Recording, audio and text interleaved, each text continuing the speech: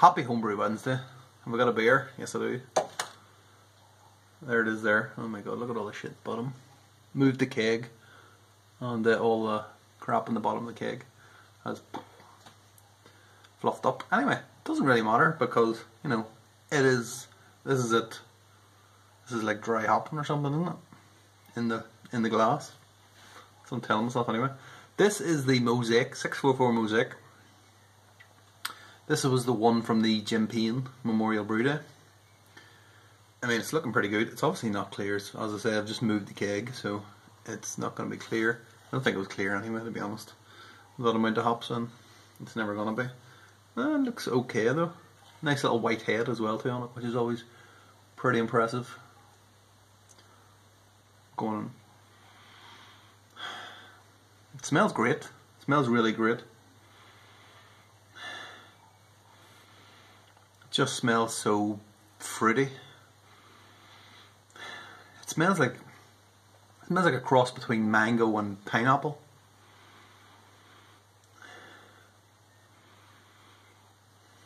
It smells amazing. It's Mosaic, so it's mainly Mosaic. Obviously there's a bit of Columbus in there for bittering, but it is Mosaic basically. So it smells fantastic. I mean, Mosaic it's a bit overplayed these days, but you know what, it's still good. It is still good. You can't deny it. It's one of the best aroma hops, I think. In fact, it's one of the best combination hops for aroma and flavour wise, so you can see why it's so popular and why it's overplayed. Cheers, cheers Jim.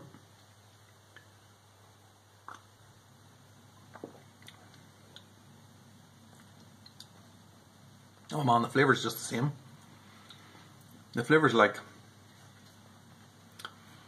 it's like some kind of tropical lemonade. I don't want to say lilt, because I was obsessed with gin and lilt for some reason before, but it tastes like lilt, it does. It tastes like that kind of, it tastes like lemonade. It's quite light, 6.4%, 53 or something IBUs on it, but it tastes, it's kind of got, I wanted a kind of a bigger body. I suppose if one criticism of this beer is that it's not a big body on it, or it's not bigger. WLP 644 will eat through bloody stainless steel. So yeah, I can't really be surprised. It did finish at 10-11, which is kind of what I was going for. Now that was with the shorter mash time, and it was like mashed at 67, I think it was. I think most of my brews are now 67. Maybe this was 60, I don't know. But yeah, so that did finish at 10-11, so I wanted it higher than, because often this goes down below 10-10, which is just makes it really kind of dry, which is not necessarily a bad thing for a, you know, an IPA. But I kind of wanted a bit more of a body. The body just isn't there. It just tastes, which makes it. I'm saying that like it's a bad thing, but it's not a bad thing because it doesn't affect the flavour or anything. The problem is that it tastes. It makes it really easy to drink, and then that means that you kind of start chugging it down, and then once like 6.4%, you've chugged. That's why it's in a small glass, by the way, not a pint glass. And then when you've chugged down a few, it suddenly hits you, and just like you're half cut, and it's like still 8 o'clock at night. So it's at 53 IBUs. You wouldn't really know that it's 53 IBUs. This was the cack-handed first wort hop edition that I did. And I think it does kind of make that a little bit smoother bitterness or something. I don't know, but something's definitely worked with this beer. It never fails. I mean, this is like the fourth. It's actually the fourth incarnation of this beer. So the first one then got infected. The next three were just hopping as good as every time. So it's definitely a winner. Anyway, on to other news. So yeah, so basically I was trying to do something this year. I'm trying to brew. I need to kind of brew more because I'm only brewing it once every 2 weeks now because of different things going on, just because of life basically. So I was thinking then that if I could change, so I've got my fridge 1 down here is the fermenting fridge, fridge 2 is here.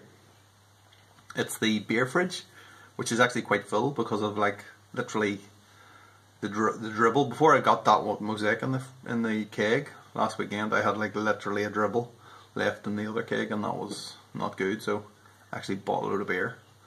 So it's now full of beer. Some nice ones in there as well too. I went to the proper beer shop as well, the bottle shop. Got some things I think are going to be very good, so I digress. So yeah, I wanted to basically have 2 fermenting fridges, but the second one, which is this, and I want it to be a beer fridge as well, and I want some, maybe if I've got an overspill of kegs, I can put 1 in here or put 2 in here like I was doing in the summer, depending on what I've got. So yeah, but I didn't want to drill any holes into it like this one. I wanted to have a heater in there, but I didn't want to keep it in permanently, so I didn't want to hardwire it, or I didn't want to feed the wire through, you know, the hole at the back, the drain hole, whatever it is. So yeah, I was wondering what to do. Should I do a belt, like a brew belt that goes around the fermenter? Should I do a mat that the fermenter sits on top of? And then I got a suggestion. I put this out in the Facebook group, BrewTube Official, if you're not already on it. And yeah, the suggestion then, there was a couple of suggestions to come back saying that I could still use like I didn't want to use a tube heater, because I kind of figured that I wanted to remove it, and it seemed easier just doing the belt or the mat. But then the suggestion was basically to feed it through the kind of the door, you know, the kind of little rubbery bit on the side of the door. Words escape me, whatever the hell that's called, but yeah, I kind of put it through that, and then I could take it out. And I was thinking, yes, that's what I'm going to do. So I've actually bought the tube heater, and the reason I bought this as well was because I could maybe use this as like a heater in here. I could put it like down here when I'm making videos, because I'm soft as shite in the winter time, and then that would heat me old poor bones up. So yeah, I bought that, and I got myself another Inkbird to control the temps. And then no sooner had I bought that I ended up with a problem, which was that the kegerator, this piece of shit here, has died on me, unfortunately. Now it's not entirely a surprise, because ever since I bought it was bought like second hand. I don't even know if it was second hand, it was third hand or something like that, but yeah, the compressor on it was making a real noise. Every time you switch it on, it would be okay, and then it would suddenly make this really kind of loud noise. So I kind of figured, this is like after I bought it, but it wasn't long for this world. So yeah, it's finally packed up. So when I was trying to pour beer the other night, and it was like 14 degrees or something like that, I was just like, this is shit. Seriously, it was colder. It was colder in here. If I had just left it outside, it would have been colder than in the fridge. So yeah. Funny thing is though, the freezer was still working, but not the fridge. So yeah, unfortunately, I am a kegerator now, so I need to change it. And then I was thinking, what am I going to do? And you can see all those boxes up there. That should be a clue as to what's happening here. Yes, I bought a potential new kegerator. It's not even a kegerator, sorry, it's a keyser. This is it here. Chest freezer. Shit, there's the Inkbird away. Yep. That's it. Banana has got himself a keyser build coming. So I've measured it already, because sometimes when you measure, because they never tell you the internal dimensions when you're looking at things online, and unless you go into the shop and measure it yourself, you're not going to find out. So this one here, I figured fitted 4 kegs. It will fit 4 kegs. It fits 3 definitely now, and it fits 4. There's a bit of a step over on this side where the motor is underneath, so I can actually get 4 kegs in, but I'll need a collar or something like that to raise the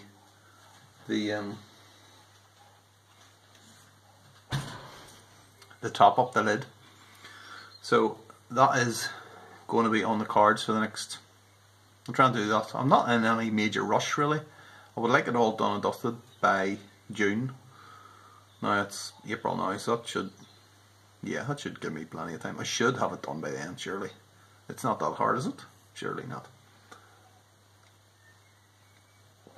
So the question is, what kind of keezer am I looking? I think something like, obviously what I want is Mick. I want Beanham Mick to come over here, to fly over here and build me a fucking kegerator. Build me a keezer. No, I'm not doing anything like that. Or like Dude's Brews or anything really fancy like that. Even though them things are absolutely beautiful, they are beyond my skill level. Zaffer Brew has a bloody amazing one as well too. But yeah, there it's a little bit above my kind of skill level.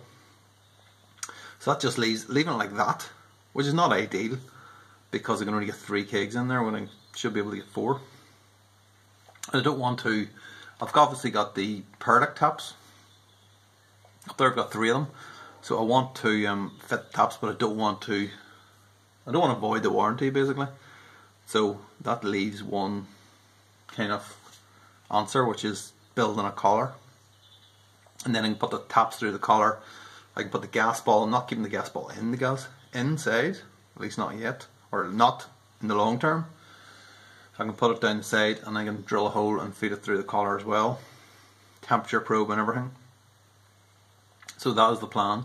I'm going to do a collar, and then, because I don't want to mess up the keezer, I think I'm going to try the double collar technique. So there's the outer collar, which comes down below the level of the top.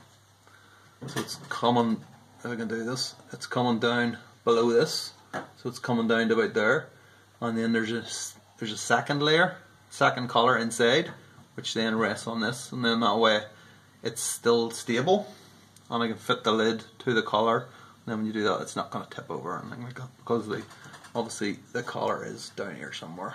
That's stopping it. I think that's probably the best way forward, and it should be within my skill level. I mean, how hard can it be really? Like he says that now. You'll see the video, I'm sure, and you'll see exactly how hard I make it. So, but yeah, that's it. I've waited on long enough. There's nearly 14 minutes, so I'm away. I'll just say happy Homebrew Wednesday. Yeah, cheers.